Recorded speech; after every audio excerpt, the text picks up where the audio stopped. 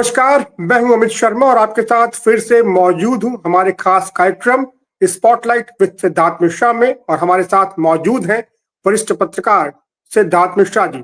Sir नमस्कार, बहुत बहुत नमस्कार। स्वागत है आपका। नमस्कार अमित जी, नमस्कार। जी नमस्कार सर। सर बिहार में चुनावी बिसात बीत चुकी है और सभी पार्टियां पूरे जोर शोर से अब चुनाव प्रचार में भी जुट गई हैं। साथ ही बिहार में जो हमेशा मुद्दे हावी होते हैं, जात पात और ऐसे तमाम दूसरे मुद्दे, वो फिर इस बार हावी दिख रहे हैं। लेकिन इन मुद्दों की भीड़ में जो सामाजिक मुद्दे हैं सर, वो कहीं पीछे छूटते जा रहे हैं। जैसे शराबबंदी एक बहुत बड़ा मुद्दा है बिहार में। आपको क्या लगता है कि सामाजिक मुद्दों पर इस बार चर्चा होगी? वो क्या वोटिंग के लिए एक प्रमुख मुद्दा बन पाएंगे? देखिए, ये जो मुद्दा है, शराबबंदी का मुद्दा है, उसको मुखर रूप से केवल एक व्यक्ति ने, एक पार्टी ने इस अभी तक उठाया है, और वो जी जन स्वराज है। प्रशांत किशोर ने खुल करके कहा है कि अगर उनकी पार्टी सत्ता में आती है तो वो शराबबंदी को जो है उसको खत्म कर देंगे। प्रोहिबिशन जो है लिकर के ऊपर, उसको हटा देंगे, इस बैन को हटा देंगे और लिकर के रेगुलेटेड सेल को फिर से अलाउ करेंगे। ये प्रशांत किशोर जी ने ये मुद्दा उठाया है, और प्रशांत किशोर का कहना ये है कि ये जो पूरी नीति है वो काउंटर प्रोडक्टिव रही है। प्रदेश के इकोनॉमी को लॉस हुआ है, और इस करप्शन को बढ़ावा मिला है, ये उनका कहना है। जबकि दूसरी तरफ व्हाट सरप्राइजेस मी कि नीतीश कुमार अभी भी इस मुद्दे पे साइलेंट है। 2020 जी के चुनाव में, जो कि शराबबंदी के बाद पहला चुनाव था, नीतीश कुमार की लीडरशिप में लड़ा गया, और जिस समय अलायंस में होने के बावजूद उनके साथ भारतीय जनता पार्टी और रामविलास पासवान की बेटी की पार्टी जो है, लोक जनशक्ति पार्टी, ये जी भीतरघात कर रही थी।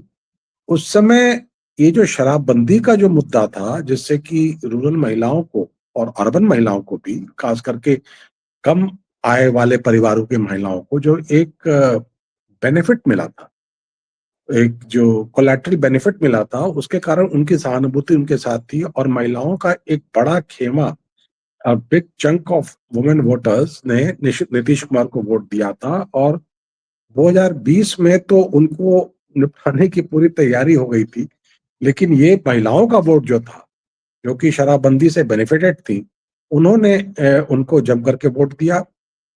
मुझे लगता है कि 2024 के चुनाव में भी महिलाओं का वोट नीतीश कुमार को दिया है। जो लोग नीतीश कुमार, जो इसके के साथ जो लोग हैं, जो इसके पक्ष में दलील देते हैं, वो दलील ये देते हैं कि भाई, जो कमजोर वर्ग की जो महिलाएं हैं, जो पुरुष हैं, वो शराबखोरी के चक्कर में पैसा बर्बाद करते हैं, कर्जा लेते हैं, घर में डोमेस्टिक वायलेंस करते हैं, और महिलाएं बहुत पीड़ित होती हैं उससे। तो इसीलिए, और इनफैक्ट जहां भी शराबबंदी हुई है, जहां पर भी एंटी लिकर मूवमेंट हुए हैं, वो ज्यादातर महिलाओं ने ही इस मूवमेंट को चलाया है पूरे देश में, केवल बिहार में क्या, पूरे देश में। और बिहार में भी महिलाओं ने ही, और बिल्कुल दलित कम्युनिटी के महिलाओं ने ही इस मूवमेंट को चलाया था। और चलाने के जी बाद ये इसने सरकार के को ध्यान आकर्षित किया, और उसके बाद ये लागू। ऑन दी अदर हैंड, ये कहा जाता है कि जो इसका इम्प्लीमेंटेशन है, वो इसका इम्प्लीमेंटेशन ने करप्शन को बढ़ावा दिया है, और पुलिस जो है वो एक लिकर माफिया को इनकरेज करती है, एक्साइज ऑफिशियल लिकर माफिया को इनकरेज करते हैं। जो बुटलेगिंग जो है, जो कि शराब गलत तरीके से, अनाधिकृत तरीके से, इलीगल तरीके से सप्लाई किया जा रहा है, घर घर सप्लाई किया जा रहा है, और ये सब पुलिस प्रोटेक्शन में हो रहा है।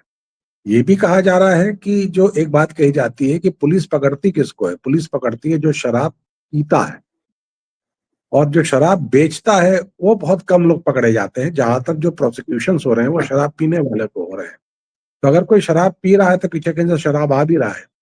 तो ये जो एक एक्ट ऑफ करप्शन जो शराब को लेकर के अ,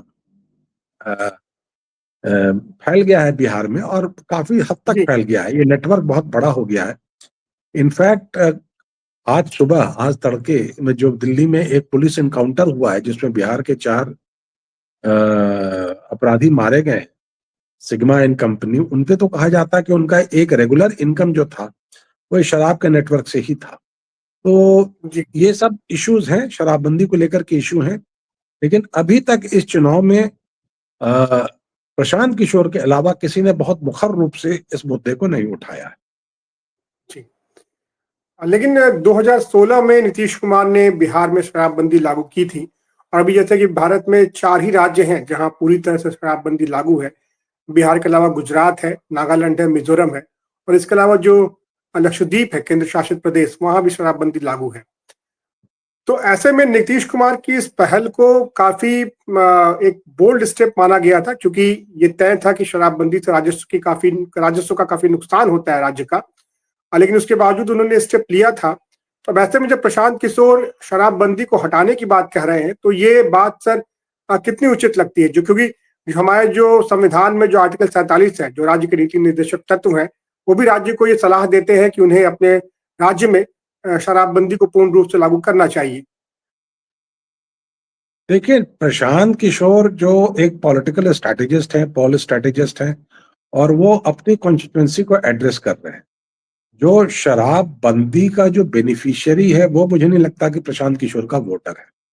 आई डोंट थिंक जी, सो, एटलीस्ट मतलब एज ऑफ नाउ। अब पेटी में क्या निकलता है नहीं निकलता पता नहीं, लेकिन जो एक जनरल ओवरव्यू जो है उसके अंदर मुझे नहीं लगता कि जो शराबबंदी का जो बेनिफिशियरी क्लास है, खास करके जो कम आय वाला क्लास है, दलित क्लास है, ईबीसी क्लास है, इसके लोग प्रशांत किशोर के बहुत ज्यादा वोटर होंगे, मुझे ऐसा नहीं लगता। प्रशांत किशोर की जो अपनी एक उनको कोर कॉन्स्टिट्यूंसी दिखती है, जो पढ़ा लिखा तबका है, जो कि शराब को as a matter of addiction नहीं, as a matter of luxury use करता था, एज ए जी, मैटर ऑफ हॉस्पिटैलिटी यूज करता था। और तो उस तबके को ये एड्रेस कर रहे हैं, और वो तबका तो पीड़ित है। मैं ये कहूंगा वो तबका पीड़ित है कि बताते हैं जो बॉटल 500 रुपए की थी वो 2,500 रुपए में मिलती है, और किसी को शराब पिलाने के लिए चोरी छुपे शराब पिलाना, पुलिस का डर बना रहता है।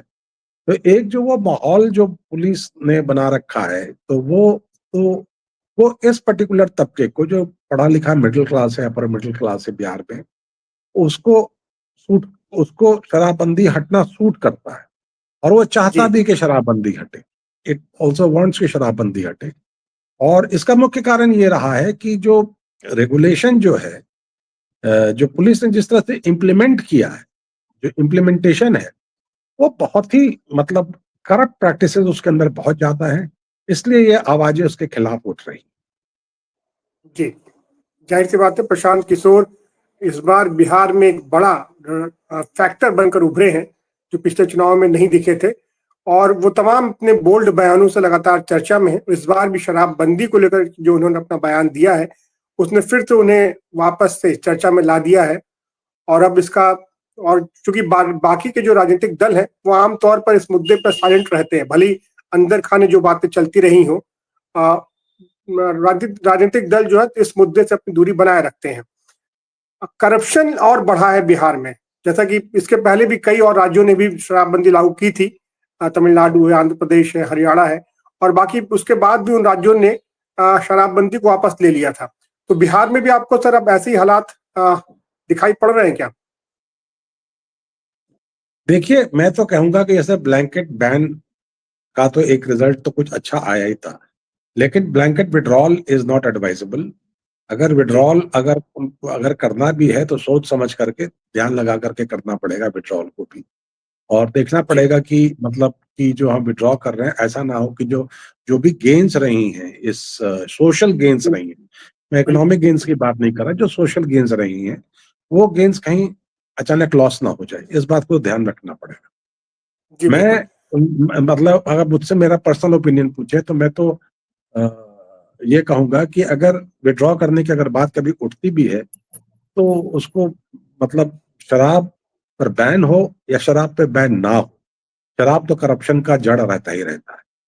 दिल्ली में जहाँ जी, शराबबंदी नहीं थी, केजरीवाल जी की सरकार ने शराब के ऊपर कितना पैसा कमाया, लिकर स्कैम्स हुए, आपको सब पता है। तो मेरा जी, कहना बिल्कुल, ये है कि जो भी निर्णय सरकार ले, अगली सरकार जो भी निर्णय ले, वो लोक हित में निर्णय ले, और सोसाइटी सोशल सोसाइटी के जरूरतें सोशल की को ध्यान में रखते हुए। जी। तो जाहिर सी बात है कि प्रशांत किशोर इस वक्त जो है, वो अपना वोटिंग एडवांटेज ज्यादा देख रहे हैं बनिस्बत की किसी सामाजिक हित को साधने के बजाय। अब देखना है कि इन चुनावों में इस मुद्दे को उठाने को उन्हें क्या फायदा मिल पाता है। सर बहुत बहुत धन्यवाद आपका, आज आप इस चर्चा में शामिल हुए और हमने आज इस मुद्दे पर बात की, और हम कोशिश करेंगे कि हम जो आम मुद्दे हैं उनसे हट करके जो तमाम बिहार चुनाव से जुड़े हुए मुद्दे उन्हें उठाएं और अपने दर्शकों के सामने लाएं।